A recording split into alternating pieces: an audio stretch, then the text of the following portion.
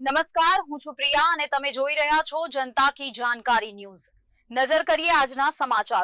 હાલમાં સમગ્ર કચ્છમાં ઠંડીનું પ્રમાણ વધારે હોવાથી કચ્છની જરૂરતમંદ શ્રમજીવી પરિવારના શાળાઓમાં અભ્યાસ કરતા બાળકો માટે ગરમ સ્વેટર, ધાબલા એટલે કે બ્લેન્કેટ, માંડવી, નખત્રાણા, અબડાસા, અંજાર તેમજ ગાંધીધામની શાળાઓમાં દાતાશ્રીઓના સહયોગથી 2500 જેટલા બાળકોને લોકાર્પણ કરવામાં આવ્યું।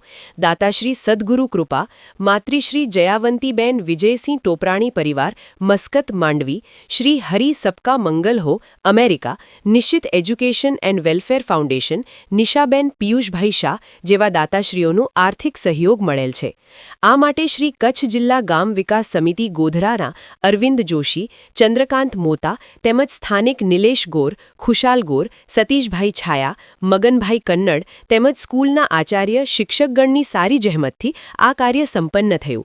બાળકો તેમજ સ્કૂલના સ્ટાફે દાતા પરિવાર તેમજ શ્રી કચ્છ જિલ્લા ગામ વિકાસ સમિતિ ગોધરાને ધન્યવાદ આપી આભારની લાગણી વ્યક્ત કરી। સ્ટોરી રમેશભાઈ ભાનુશાલી, નલિયા।